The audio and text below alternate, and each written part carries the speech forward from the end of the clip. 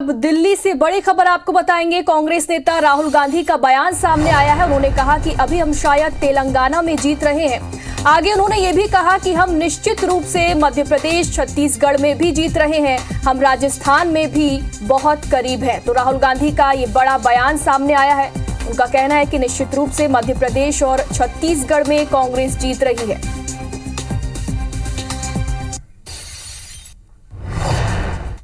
We are probably winning Telangana. Right. We are certainly winning Madhya Pradesh. We are certainly winning Chhattisgarh. Okay. Rajasthan, we are very close, and we think we'll be able to win. Okay. So that's what it's looking like. We are probably winning Telangana. Right. We are certainly winning Madhya Pradesh. We are certainly winning Chhattisgarh. Okay. Rajasthan, we are very close, and we think we'll be able to win. Okay. So that's what it's looking like. We are probably Telangana. Right. We are certainly winning.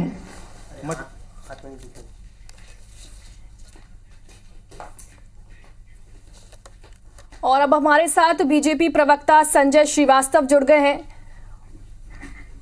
और कांग्रेस प्रवक्ता संजय शुक्ला जी भी हमारे साथ जुड़ गए हैं। माफ कीजिएगा, चंद्रशेखर हमारे साथ जुड़ गए हैं। कांग्रेस प्रवक्ता दोनों ही हमारे साथ जुड़ गए हैं और हम जानना चाहेंगे कि कांग्रेस नेता राहुल गांधी ने ये दावा किया है कि वो मध्य प्रदेश, छत्तीसगढ़ और तेलंगाना में जीत रहे हैं। क्या कुछ कहना चाहेंगे इस पर? देखिए, ऐसा है कि कांग्रेस के नेता है राहुल गांधी, और चूंकि चुनाव का समय है, वातावरण बनाना है, कहना तो बहुत कुछ है, तो वो कह रहे हैं कि इन प्रदेशों के अंदर में सरकार बनाएंगे। वैसे सबको जानकारी है कि वो कांग्रेस के राष्ट्रीय उपाध्यक्ष थे, कांग्रेस के अध्यक्ष हुआ करते थे। लगभग 40 से 50 चुनाव उन्होंने फेस किया है और कितने चुनावों के अंदर में सफलता मिली है ये सब बेहतर तरीके से जानते हैं। मुझे लगता है कि आज राहुल गांधी जी की स्थिति ये है कि कांग्रेस के जो लीडरशिप है, कांग्रेस के नेता ही, कांग्रेस का जो ऑर्गेनाइजेशन है, वो ये नहीं चाहता कि जिन राज्यों के अंदर में चुनाव हो रहे हैं वहां पर राहुल गांधी जी शामिल हो, क्योंकि पिछले 2 चुनाव में जो सफलता कांग्रेस को मिली है, कारण कुछ भी हो, हिमाचल प्रदेश हो या कर्नाटक चुनाव हो, वहां से राहुल गांधी जी को दूर रखा गया है। तो मुझे लगता है कि एक बार फिर से पुनः प्रयास कर रहे हैं कि राहुल गांधी जी इस तरह के वक्तव्य देकर कि जो ऑर्गेनाइजेशन है, जो संगठन है, वो फिर से एक बार उनको इसमें शामिल करें।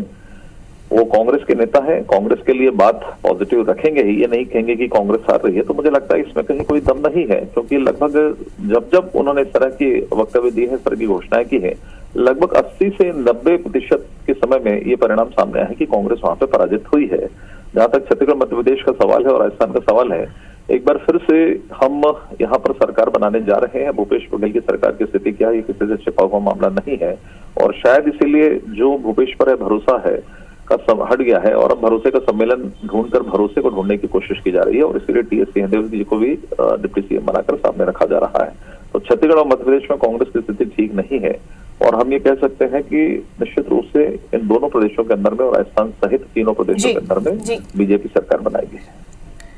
हमारे साथ चंद्रशेखर जी भी जुड़ गए हैं, कांग्रेस प्रवक्ता। चंद्रशेखर जी, संजय जी का क्या कहना है? आपने सब कुछ सुना, क्या कहेंगे इस पर? जी देखिए, राहुल जी का ग्राफ, राहुल जी की सेवा, राहुल जी की विचारधारा में निरंतर प्रगति हुई है और देश में उनकी स्वीकार्यता बढ़ी है। वहीं माननीय नरेंद्र मोदी जी के विषय में यही कहूंगा मैं कि उनकी झूठ, उनकी जुमलेबाजी से पूरा देश त्रस्त है। उनकी कोई भी बात लोग स्वीकार नहीं कर रहे हैं। और संजय भैया को मैं बताऊं कि काट की हांडी बार बार नहीं चढ़ती। मध्य प्रदेश में शकुनी मामा के कुकर्म और लोकतंत्र की हत्या करके जो सत्कार उन्होंने बनाई है, और छत्तीसगढ़ में भूपेश बघेल की द्वारा किए गए कार्य निश्चित तौर पर संदेश दे रहे हैं कि छत्तीसगढ़ में हम एक तरफा जीतेंगे और मध्य प्रदेश में भी एक तरफा जीतेंगे।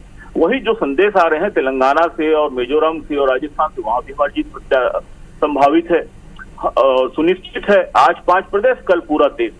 हमारी कार्य, हमारी स्वीकार्यता बढ़ी है। काट की हांडी बार बार नहीं चढ़ती है, काट की हांडी बार बार नहीं चढ़ती है। और नरेंद्र मोदी जी और भाजपा की सच्चाई देश के सामने स्वीकार की रूप में आ गई और लोग पहचान भी गए। न लगातार महंगाई का बढ़ना, बेरोजगारी का बढ़ना, लोगों का त्रस्त होना, झूठ, जुमलेबाजी, लोगों को आय कहा करते थे आय दुगनी कर देंगे, लोगों को पैसे में डकैती कर दी, लोगों को जनधन खाता खुलवाया, उस जनधन खाते से ही बैंकों से पैसा निकाल लिया और दिया किसको? नीरव मोदी को, मेहुल चौकसी को, जो भाग गए इनके यार अदानी अंबानी को।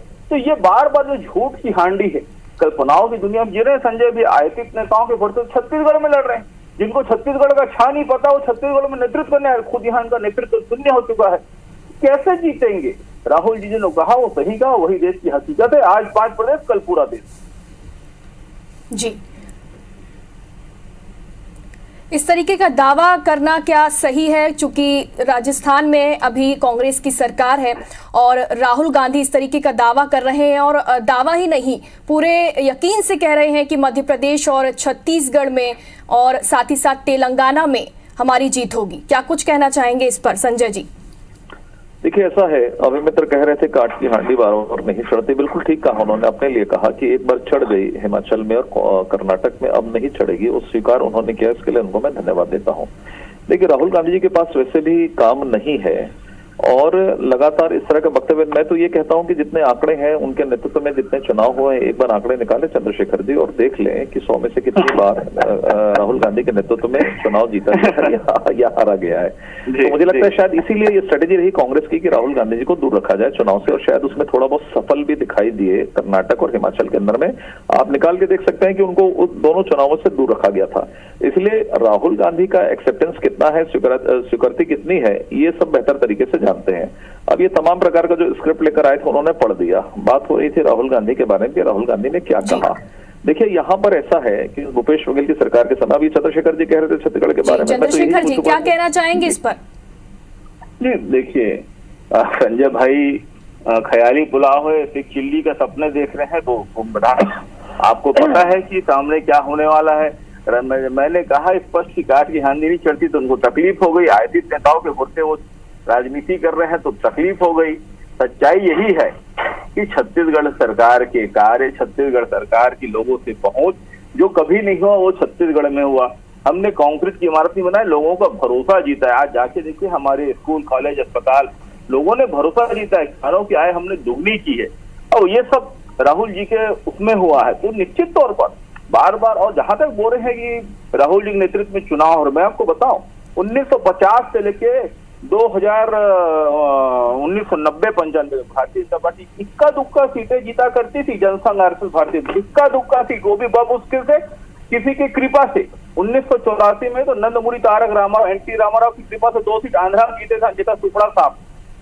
तो 2 सीट जीतने वाले लोग हमको बताएंगे। राजनीति में संक्रमण काल चलता है, लोग बदनाम करते हैं और कहीं कहीं झूठ, लोग अपने झूठ की बवंडर से अपनी वफा भी बना लेते हैं, लेकिन वो झूठ ज्यादा दिन नहीं चलता। मैंने कहा ना, काट की हांडी बार बार नहीं चढ़ती। जी, फिलहाल बहुत बहुत शुक्रिया संजय जी, चंद्रशेखर जी, अपनी तमाम प्रतिक्रिया इस पर देने के लिए। फिलहाल राहुल गांधी का ये बयान